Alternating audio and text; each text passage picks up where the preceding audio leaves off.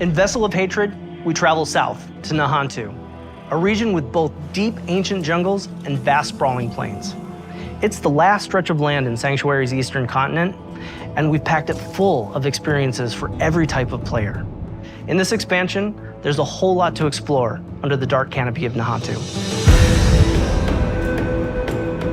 Nahantu is the southernmost region of the eastern continent that Diablo 4 has been taking place in. It's the last region that we haven't visited yet so far in the game, but it is one that we've been to before in Diablo. There's lots of new areas. We have 6 in total. 4 of them are jungle themed, and then we have 2 that are Red Rock Canyon, but each one of them has their own unique identity.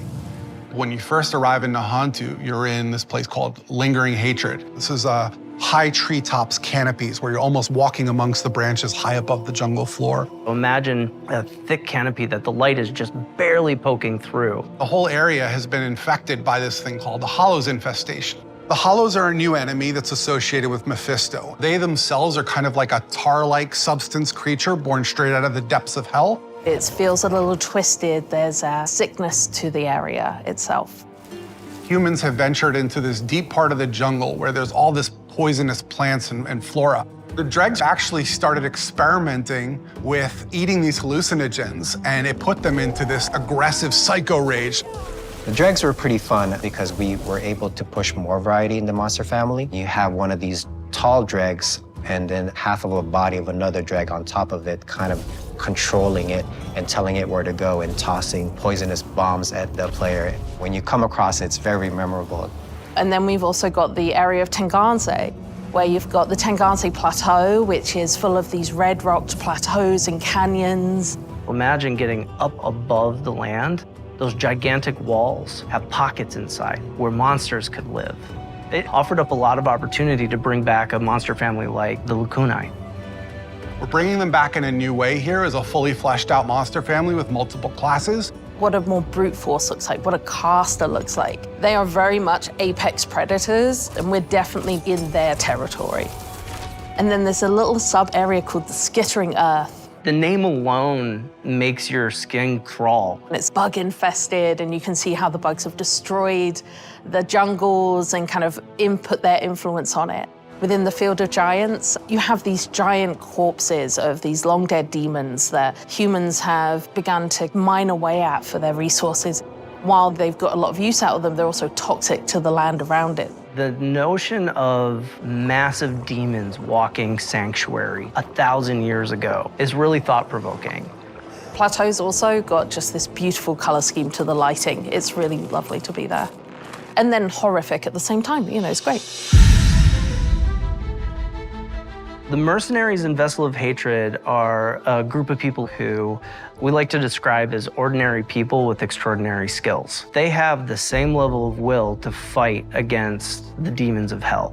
And there's 4 mercs that you can collect over the course of the campaign. It starts with Rahir, a blacksmith and a shield bearer, is a more defensive fighter. He's able to go in there and soak up damage, use his shield as a bulwark against the enemy. You meet him early on in the campaign, and he's one who introduces you to the mercenary network. You end up finding acquisition quests for 3 other mercs that you can find throughout the course of the story. Subo, the drunken archer, is gonna work really well for people who want someone who's out of the main melee, in the back, offering utility and that kind of range support.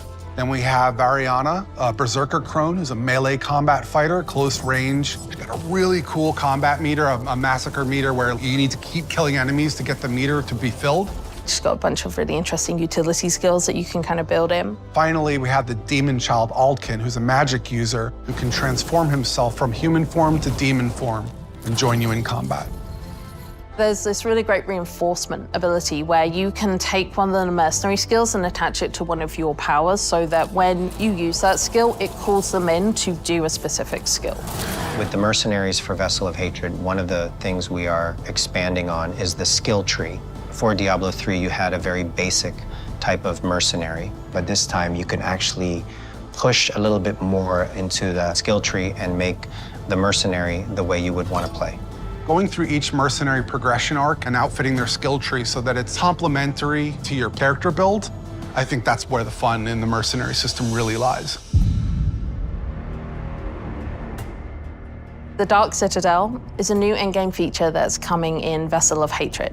It's an entirely cooperative player experience. All the mechanics within it are based around you working together with your party members to solve the challenges and face the first Khazra hordes within.